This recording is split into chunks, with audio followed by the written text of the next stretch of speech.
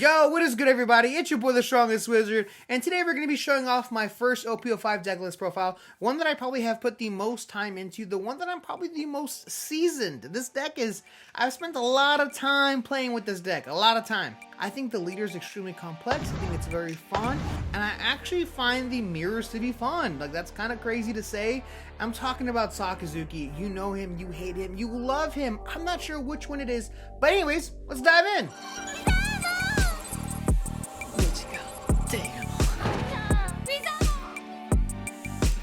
So starting things off, we obviously need to talk about the man of the hour here, and that's Sakazuki. Sakazuki is a 5,000 power, 4 life leader, blue and black, active in main once per turn. Discard 1 card from your hand to draw 1 card. It's important to know that you have to discard first and then you draw. And then the one attacking ability is give up to one of your opponent's characters -1 cost for the turn. This is really good because it fits perfectly what the deck is trying to do. Blue and black, reduce costs of these characters, as well as bottom deck / bounce characters back to their your opponent's hand. You're essentially controlling the board and you're slowly applying pressure. This deck is not a fast-paced super rush deck, not at all. Like, maybe if you open crazy, maybe, but for the most part, a lot of your matches are going to be a grind, and if you have the patience and you take the time to perfect the deck, it's extremely rewarding. So let's dive into the 1 cost. Our first cost reducer of the deck, it's actually Sura, the granny herself. She's a 1 cost, 0k power, 2k counter card. You know what this does? On play, reduce the cost of a character by 2, which is a lot. That is a good amount. It gets you in range to a lot of your other cards, which we'll get into in a moment. A brand new card that I obviously need to mention is we're running 2 copies of Mancherry. Mancherry is like the 5th copy of any card in your deck, essentially. That's really good. It's activate main, tap 1 Dawn, put 2 cards from your trash to the bottom of the deck, and then grab a 3 to 5 cost black character and put it back to your hand for 1 cost. That's insane. That is really good. If something of yours that just died that you just really love, like Borstlino or something, another key piece in your deck just died, or you accidentally trash, you can actually go fishing for that card immediately. It's so good.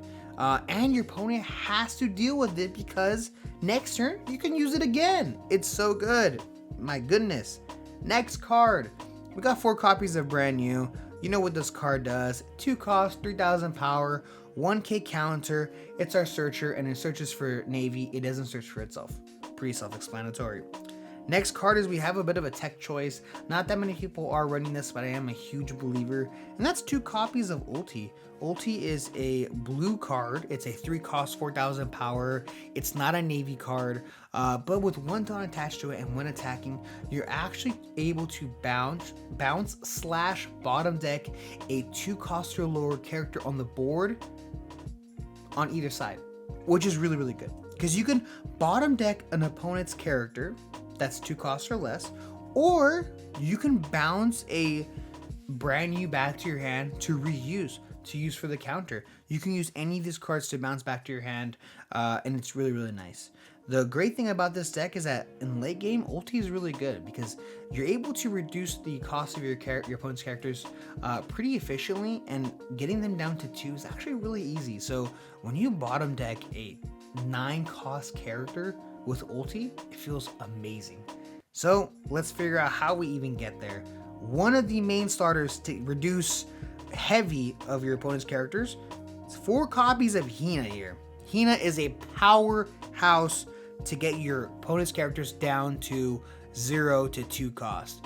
On play, you get to reduce your opponent's character's cost by 4. Obviously, it's only 1 character, so on play, give up to one of your opponent's characters -4 cost for the turn. It's a 3 cost, 5,000 power black character card from the Navy starter deck, and it's really good. It has a lot of It goes with a lot of your other characters, a lot of the other things you're trying to do. But even if you just play this 3-cost 5,000 power character, it's so much value, so much worth doing so. Next character we have here is we have a bit of a counter power card. Also another card to help us reduce costs, and that's Tashigi. You know what this card does. It's a 3-cost 4,000 power, 2k counter. Activate main, rest her to give one of your opponent's characters -2 cost. Helps you get to those places that ulti wants you to be at, and some of these other characters. The bread and butter of this deck, Rebecca. This is the card that if any character's going to get hit, this is going to be one of them. For sure. One of the two that's for sure going to probably get hit. If it does get hit, that's a 4-cost 0,000 0 power character, 1k counter. It's a blocker, and then on play you're able to bring back from your trash a 3 to 5 cost black character back to your hand. At the same time, you're able to play a 3-cost or lower character rested. Now, I know what you're thinking, Wizard, why do I want to play a rested character card from my trash, or even if it's from my hand? Well, that's because our on play still activates cards like Hina.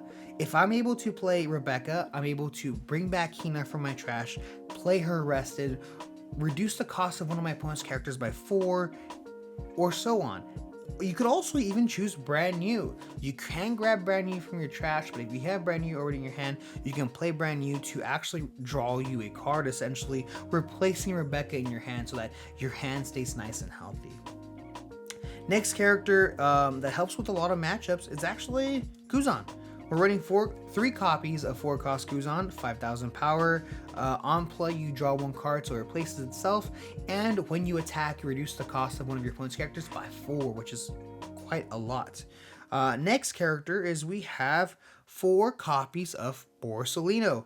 Borsalino obviously is nothing new. It's a 4-cost 5,000 power Navy character, 1k counter. It's a blocker on your opponent's turn. It has protection from removal of effects, deletion of effects, as well as gains plus 1k. So it's a 6,000 power blocker on your opponent's turn.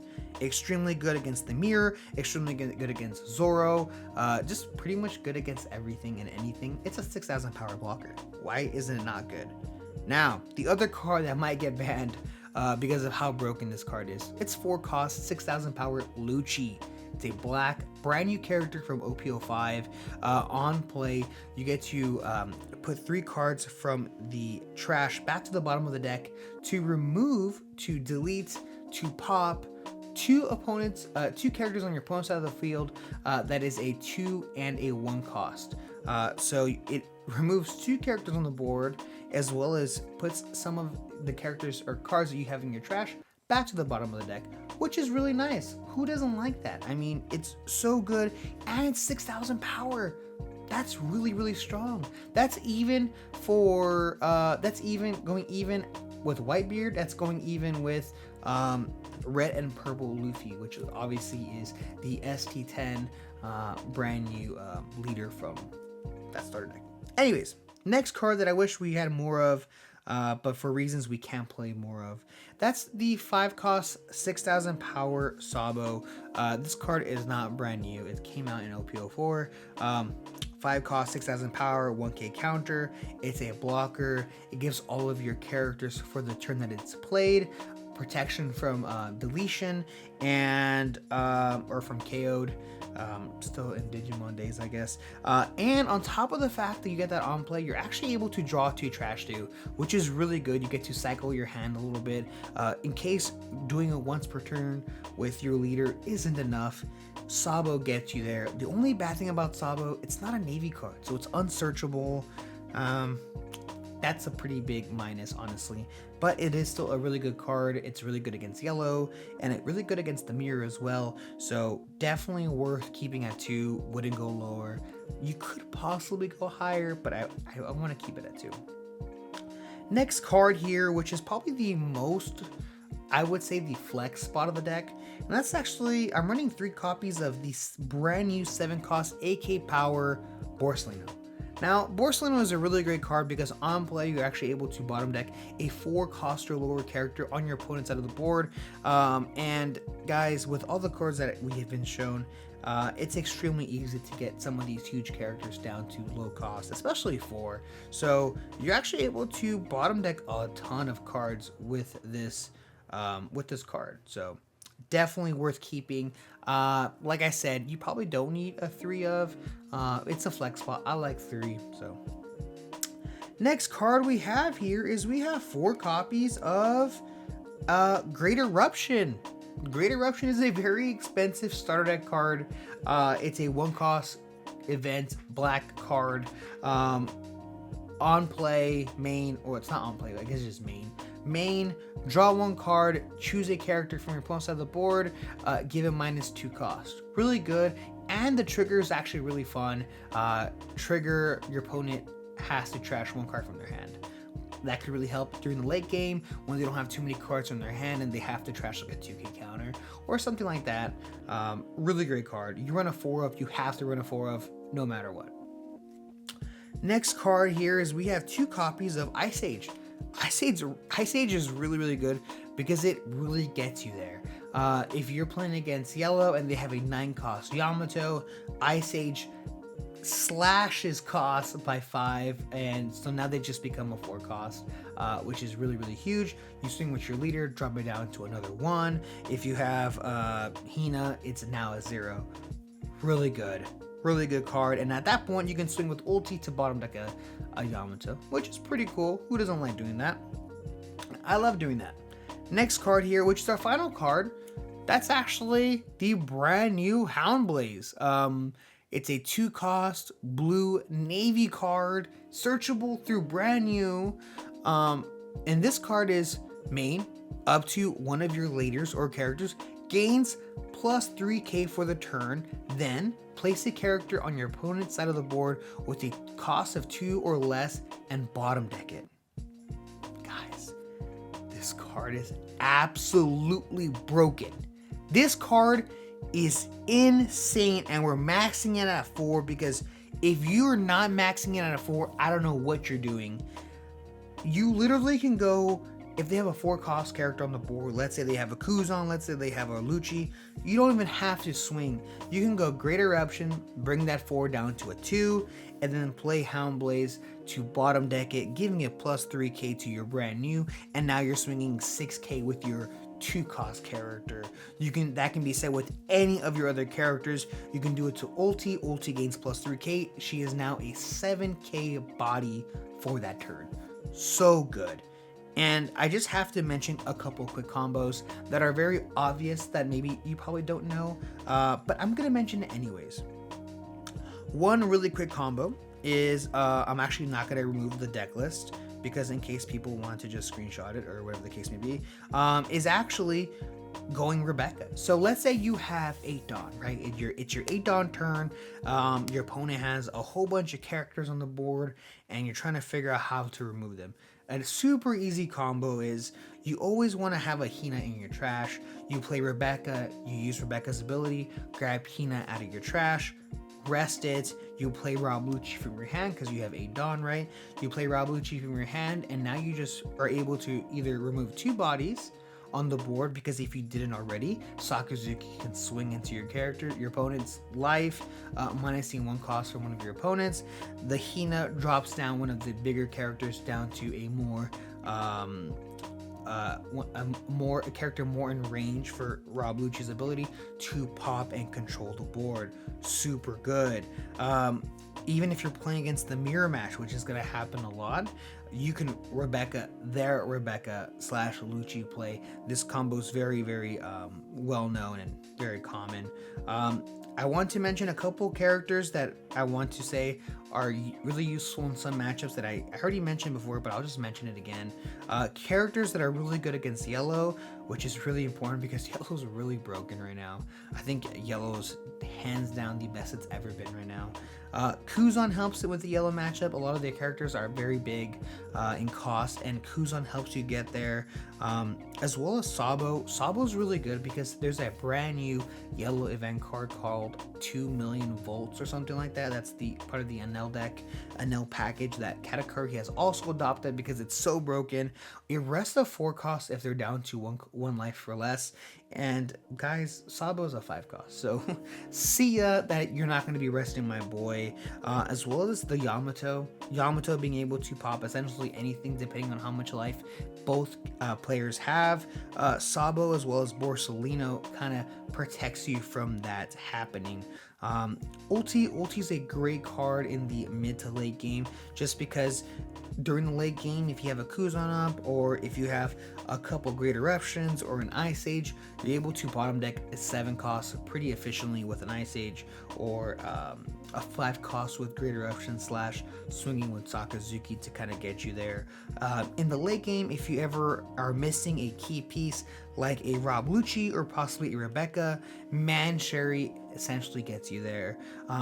Grabbing a 3 to 5 cost from your trash to recycle some of these characters is really good.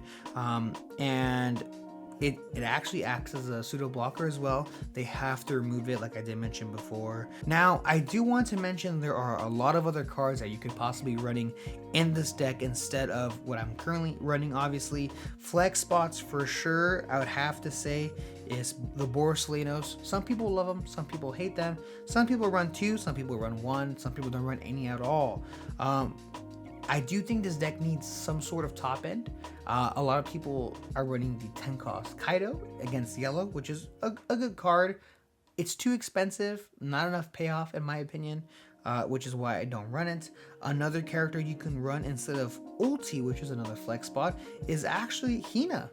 It's the brand new 3 cost blue 5k or 4k power Hina. On play, you just draw a card. It literally has nothing else. But if you're going first, you're actually able to play her turn 2. You draw a card to replace the card that you just played, obviously.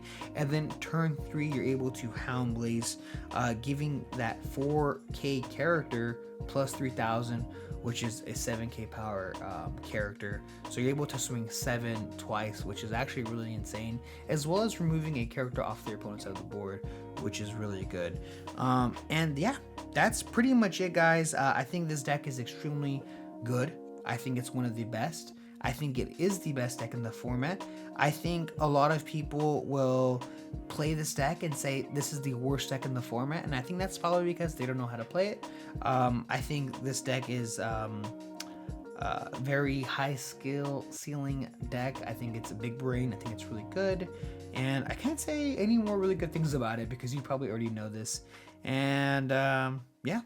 So thank you guys so much for checking out this channel as well as this video. I really do appreciate it. And stay tuned because I have a ton of new OP05 content coming out soon. See ya!